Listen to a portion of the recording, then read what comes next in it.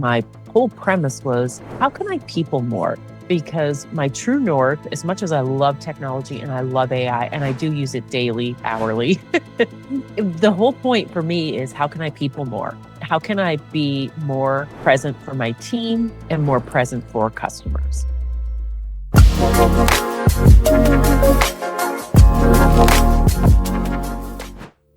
Hey Randy, welcome to Sorry, I was gonna say Master Delegated. That was my old podcast name.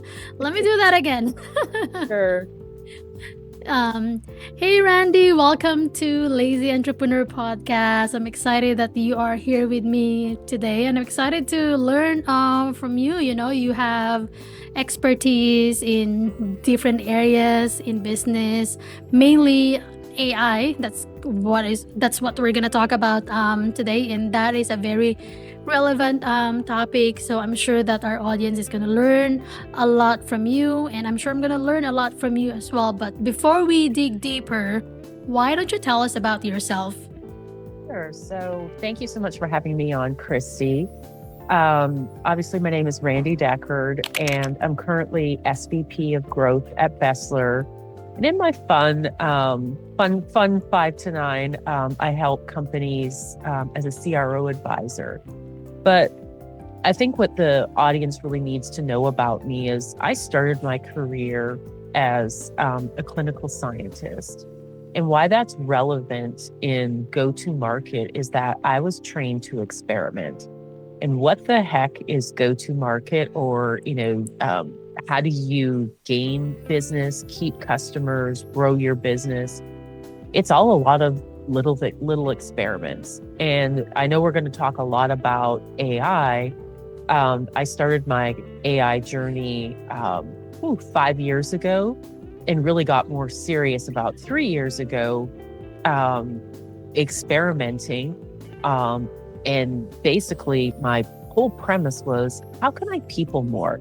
Because my true north, as much as I love technology and I love AI, and I do use it daily, hourly, the whole point for me is, how can I people more? How can I be more present for my team and more present for customers? I love that. And you mentioned the keyword, the phrase go to market. And what is that? You know, for our listeners who don't know what that means. Sure. So we use that term, in business, just to say how a company, what is their strategy in order to, number one, raise brand awareness, two, how to acquire customers, and then if they have customers, how to keep them, and potentially even get more business from them. So that is it in a nutshell. It is your strategy and how you raise awareness and, hopefully grow your business. And we grow our business by earning the right to people's wallets, or other companies' wallets, depending if you're B2B or B2C, right? Right. Once again, that's just like whether you're dealing with consumers directly or whether you're dealing with other businesses. Right, exactly. And so you handle teams, right? And you're in a leadership position, and yet you use AI, right? For most people, they may think that, okay, you're in the executive, role, and they probably think that you heavily rely on your people to implement tasks or to execute your strategies. So in your day-to-day work, at BESLER, how do you use AI as a leader? Sure. So, if I can just take a step back before I answer the question. Sure. I think anyone who is a leader needs to be, AI literate. It is so important. How can you expect your team to evaluate and or implement AI, and how can you guide them if you aren't literate on AI yourself? And so, like I said, I think that's just an important point. And, as a leader, it's my job, number one, to manage my team so they can be the most successful in their role. I oversee sales, marketing, customer success.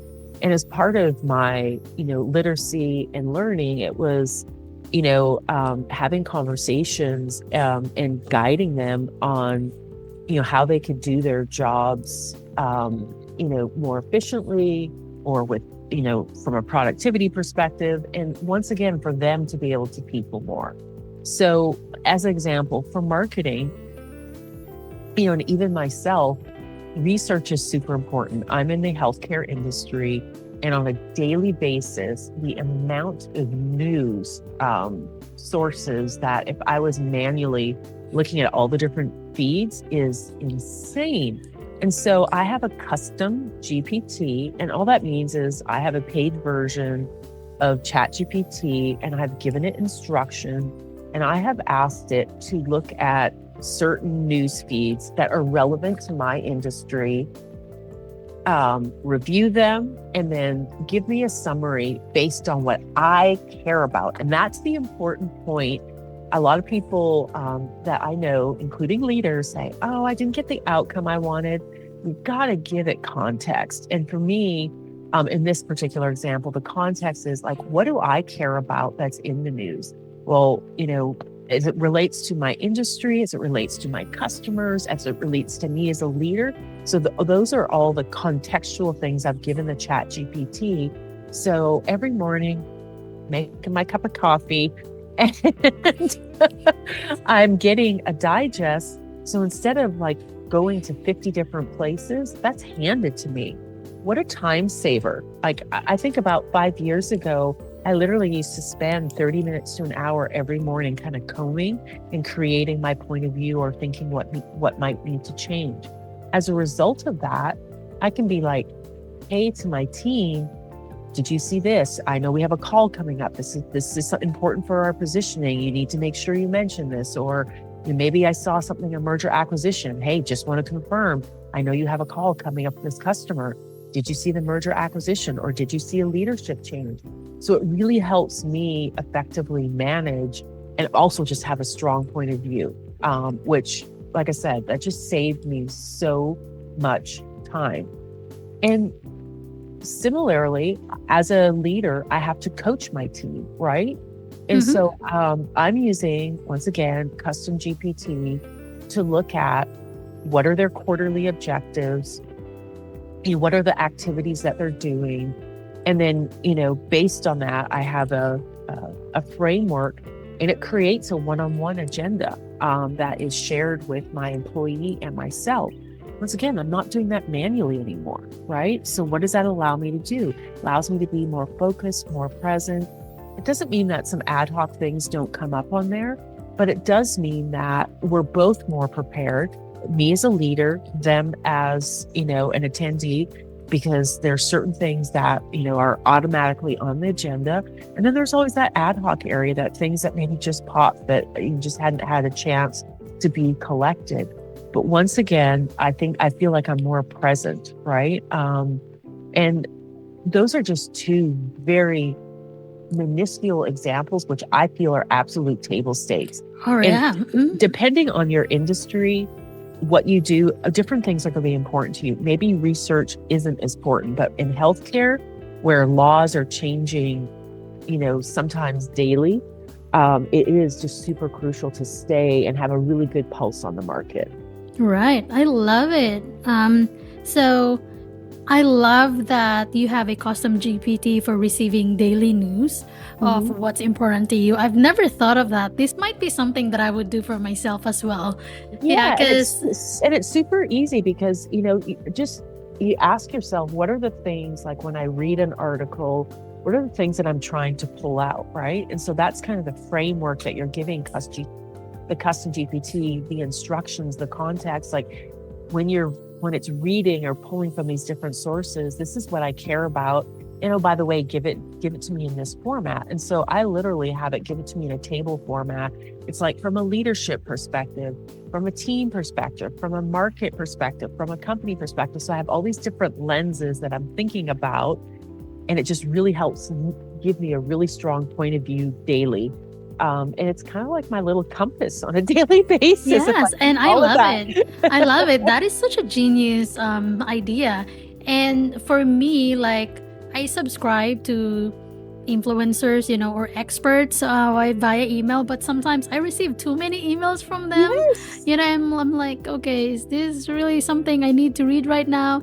But what you're doing, that is very powerful. And one thing that I been researching on is the economy.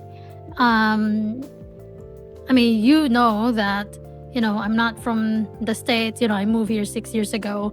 And so I don't quite fully understand the economy yet, right? And so what I have been trying to figure out or find out is, how does the economy affect my outsourcing business?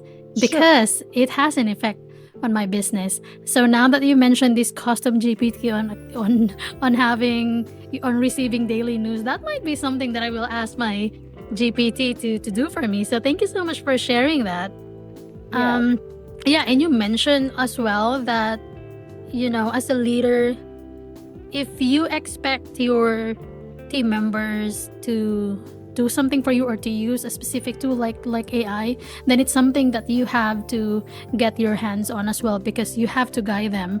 And it's hard for us to know if they're doing it correctly without knowing how it's done, right? And I love that you mentioned the word guide and manage them and coach them, because for so many people, and I know there is limitations as well, or boundaries when it comes to guiding and teaching, because we should be hiring people who are already good at what they're doing, right? And expert at what they're doing. But I think there is a thinking that, or a mindset that your team member is supposed to know everything, that you don't have to train them or guide them. And I really disagree with that. So I feel that, and let's face it, AI is disrupting so many areas, right? Like I can't think of an area that isn't being disrupted by AI. And unless you're in school and, we're kind of on the AI journey for the last 10 years, you're not an expert, right? So, and it can be overwhelming. All you have to do is, we were just talking about the news. If you looked on a daily basis, like all the different tools that come out for AI, and depending on your area, like I'm just going to pick on marketing for a second. Right. There are so many different tools that have had AI applied to them. It can be overwhelming, right? And this is where I feel, as a leader, it's my job to remind the team, what are our business objectives? And, use that lens of, what are we trying to achieve? And if we're going to implement AI, what is the expected outcome, or what is it going to deliver better than what we're already doing, right? And so we've evaluated tech for years. AI is just a different type of tech.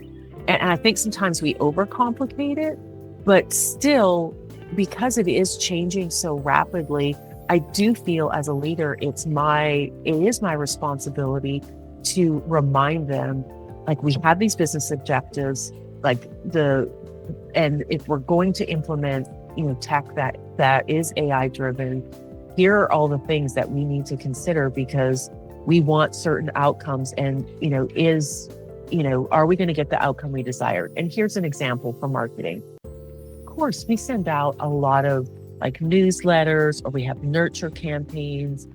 The worst thing that you can do is put AI on top of something like that, and not have really researched the tool well. I've heard horror stories from other business leaders where, they added an AI tool and it got the context wrong. And, as an example, I have been on the receiving end. I literally got 3 emails same day from 3 different people at the same company, exact same wording. Same wording. Wow. Epic fail, right? Yeah. Epic fail. And it was like, hey, saw you post on LinkedIn, but literally word for word, but 3 different people, and it was within minutes of each other.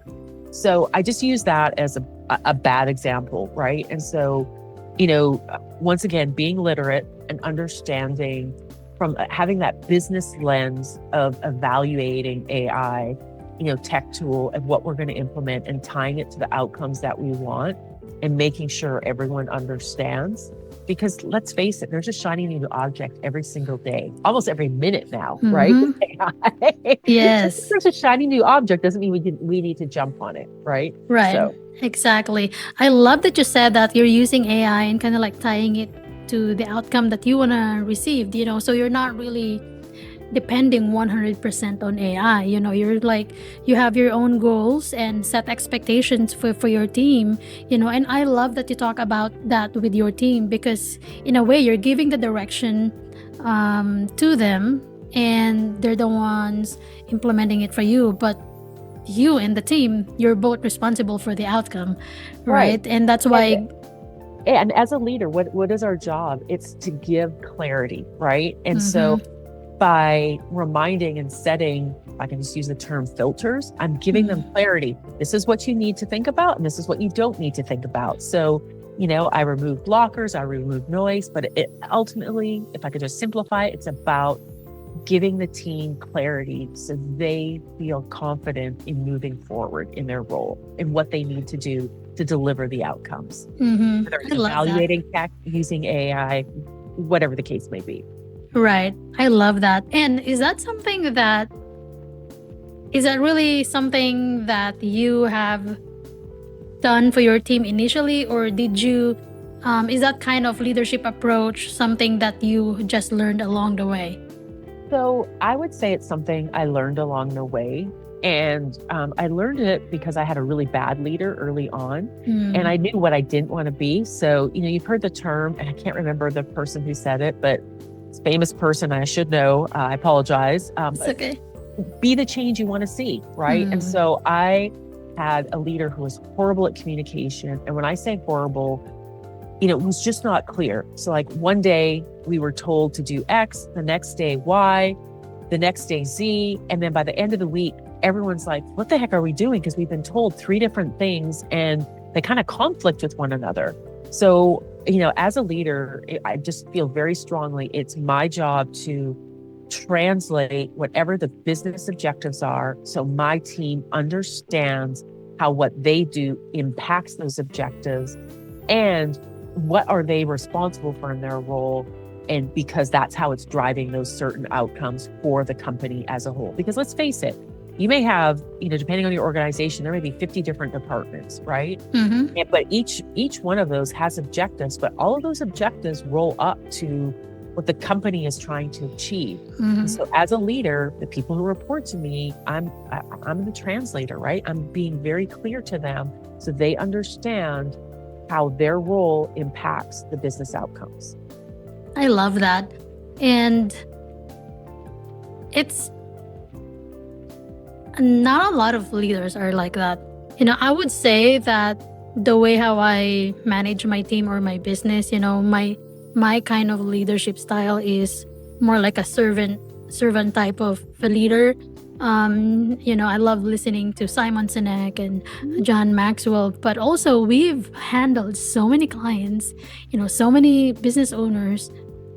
I feel like they're not yet in that place, where they can be like that. All they think about is the bottom line, but they don't realize that in order for you to achieve the bottom line that you like, you have to take care of your team members. You have to guide them and coach them. And so for people who are listening right now, only you know how you deal with your team members. So that might be something that you need to reflect on.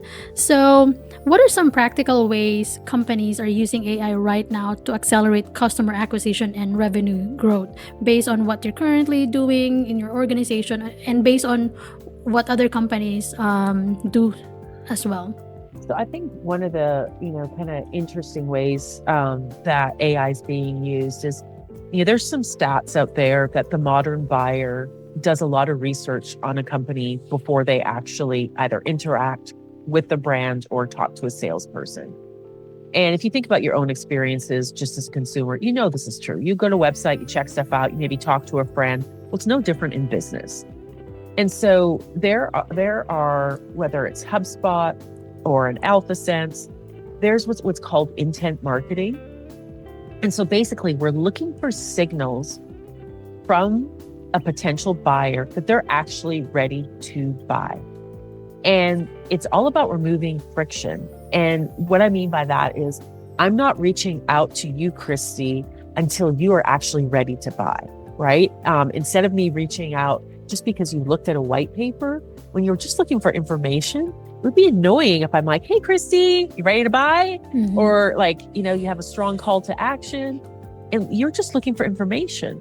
So we're using those intent signals to continue to nurture someone. And it's not until they get to a certain level that it's like, oh, we have all the signals that they're ready to buy. And so we can have what I call a stronger CTA. So we're continually nurturing and putting them on a journey for the next thing that might be interesting to them until they're ready to buy. And then we're actually engaging with them. And of course, at any time, a customer can raise their hand and say, I'm ready to buy, and we will interact with them. But I think that's exciting because it removes friction, and people are overwhelmed by, even if you're a consumer and not in a B2B space, the amount of information we get. I heard you earlier already say how many emails and stuff you get, right? Mhm. You buy something once and then you get like an email daily for their products, right? Like you just kind of get numb to it, right?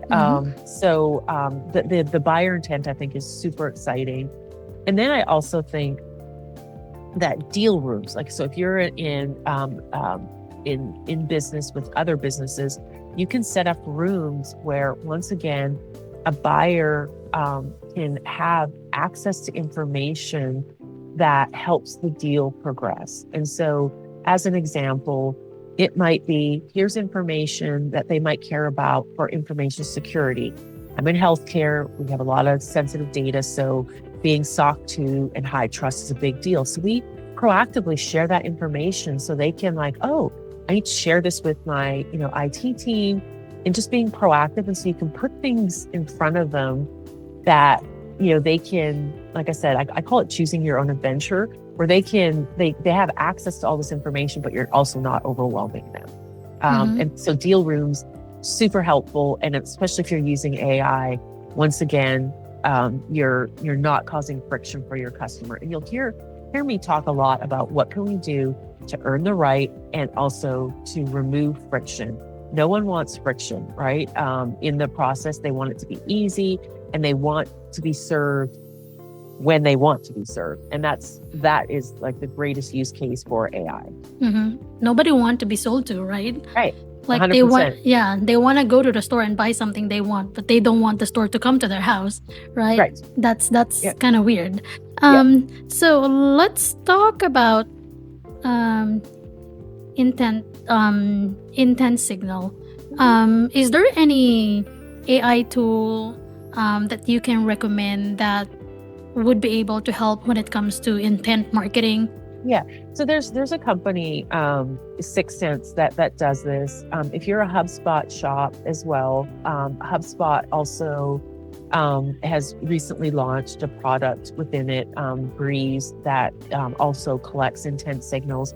There are other companies, but I'm just sharing those. So it really depends on your marketing tool, Right. or you may need like a separate one, like a 6 Sense.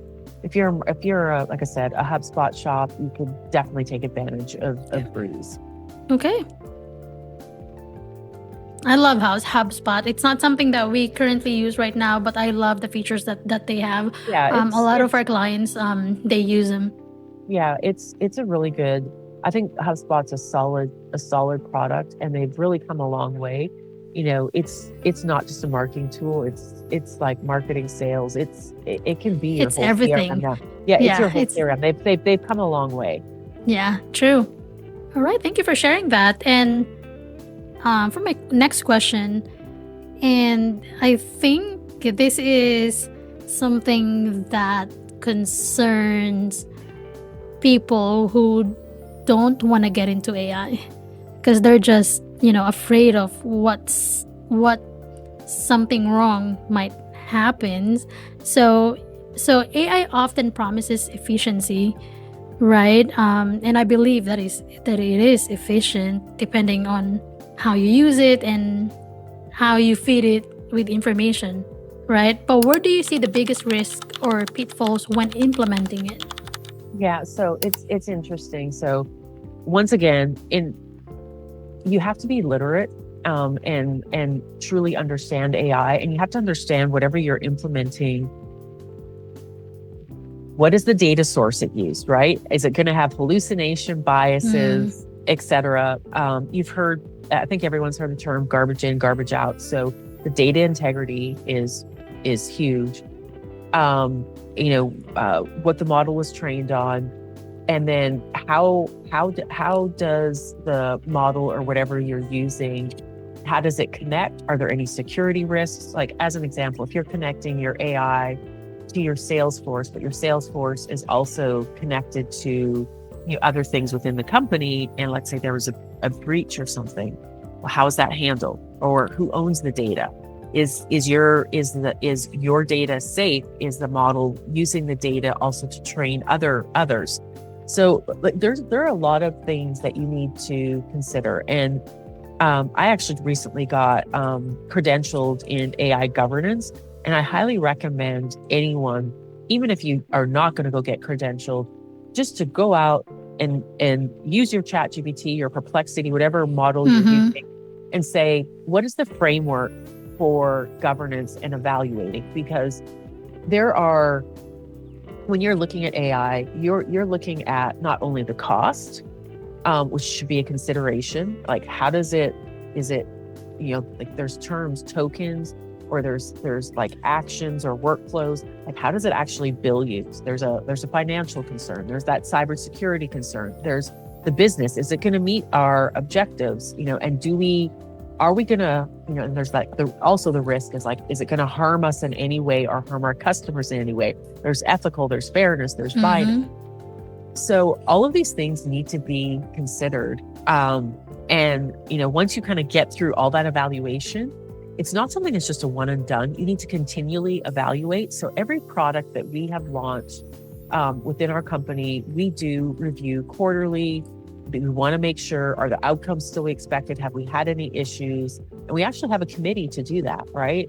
So it's not just you implement it and it's good for life. No, it's like any other tech. It does require updating. But I think the most important thing, from that efficiency perspective is, once again, what are the outcomes and what is the actual ROI? And then as you launch it, are you actually seeing that? And what can you tweak or change to actually get that desired outcome? I've heard a horrendous stat that a lot of people have implemented AI and they're just not seeing the ROI. And I've challenged some of the people who've mentioned that to me specifically. I'm like, okay, so what were your business objectives? They didn't even have that defined. Well, then how can you say it failed when you didn't have that defined? Like, that makes no sense. Yeah. Same thing with people who, hire team members. They're like, oh, I tried a VA once, didn't work. Well, what are your goals? Did you set your team member up for success? Yes. Exactly. Yeah. So it's the same thing with AI, right? Like, whatever you feed AI, that's the kind of information it would give you as well. I love that. So with everything with the risk that you mentioned, there's quite a few of them, right? So in your own opinion, what makes AI worth using, considering that it has, all those risks that you mentioned?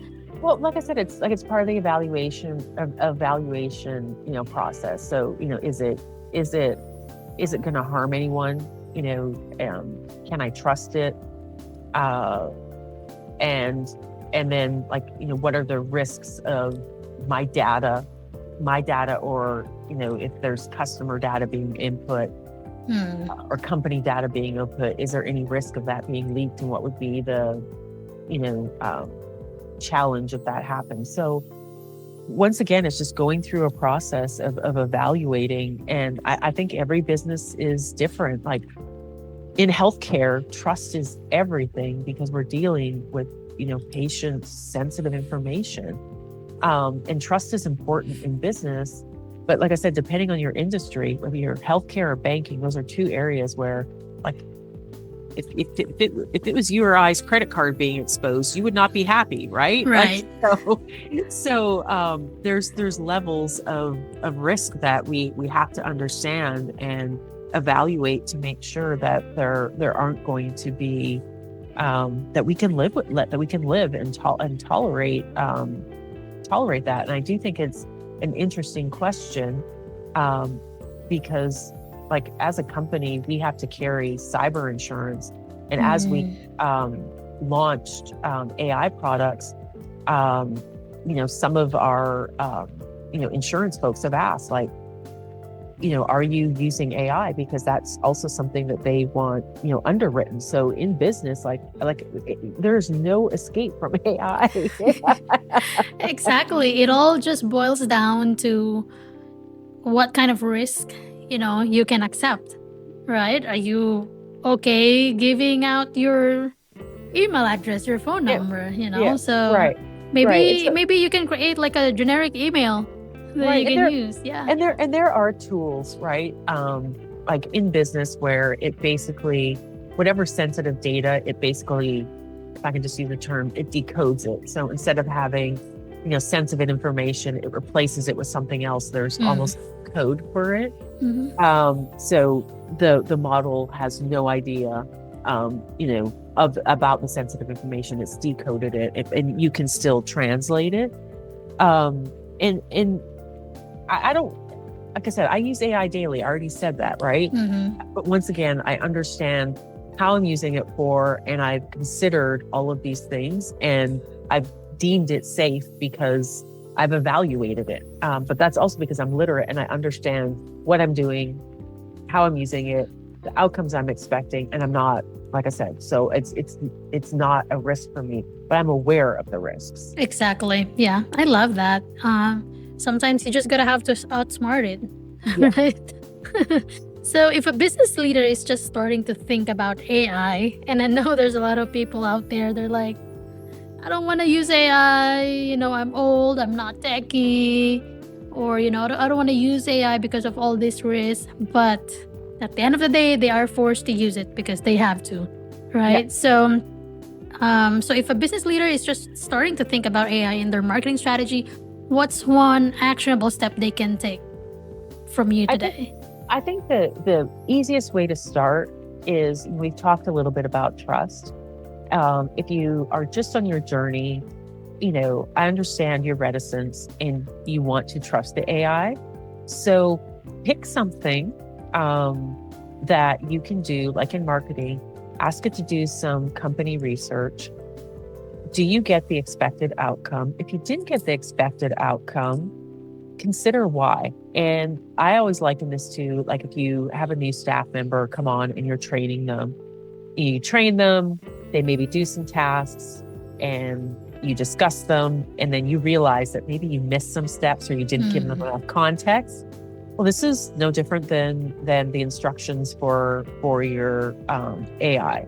So, like I said, you might need to go back and retweak because you didn't get the desired outcome. But the easiest way to build trust with a product, with an AI product, is to use it. Did you get the expected results? If you didn't, is it user error? Which most of the time is. It is, or is it actually the tool? Thank you, Kristy. You led me right there. Yeah, those are nice questions. I love that. Okay, so I recently started asking my guests to leave a question for my next guest, and my previous guest asked a question to my next guest, which is you. And the question is, can you share the last time you completely unplugged from work and what helped you do it successfully? It was literally just 2 days ago. Nice. Yesterday, I went down to Houston. I am an avid quilter, and there was a lecture and a workshop from a gentleman who flew in from London. So it was kind of like just an amazing thing for me because I basically got to hang out with quilting royalty. And really what truly made me able to unplug is that I've empowered my team because I've given them clear instructions. Everyone knows what to do. I I hear leaders say, I can't take off. And I'm like, why? Like, isn't that their job to do their job? But once again, I think it's really about empowering people and giving them the confidence that they know that they can make decisions in my absence. I love that. And I'm sure it wasn't easy to do at first, right? Yeah, it took time. It's like, I've had this team for a while, but yeah, earlier on in my career, did I like hang on and, maybe do some enabling versus empowering? 100%. I think that's a mistake that a lot of early leaders make. But, a leader, a true leader, creates other leaders. And the only way you can do that is if you empower others. Exactly. I love that. All right. So before we wrap up, what question do you want to ask my next guest? If you could ask anyone to dinner, who would you ask? Ooh. I love that question. I can't wait to listen to the next episode to see what the answer is. I will send you that episode. This is an interesting question. Thank you so much for your time, Randi. Where can people find you if they want to learn more about what you do? Yeah, the best place to find me is on LinkedIn. It's Randi-Sue Deckard. I love it. That's where we met as well. I love LinkedIn. I met so many awesome connections, and one of them is you. So I'm really, really, really glad that, there's LinkedIn. It's for B2B, right? Yes, 100%. Cool. Well, thank you so much for your time, Randi. Thank you for all the insights you've shared. I love it. I learned a lot. I'm like, honestly, like, I'm not joking. I'm going to start creating a custom GPT for sending me daily news for, about the economy and how it can affect my business. 100%. Like I said, it's really just about the things that you care about. That's your point of view. And like I said, if you don't get the exact outcome, just tweak it, right? Right, exactly. It's one big experiment. It is, yeah, it is, and I'm excited. I love creating custom GPT, and this is a new one that I'm going to create. So, I will let you know how it goes. Yeah, I'm curious. All right. Well, thank you. Thank you.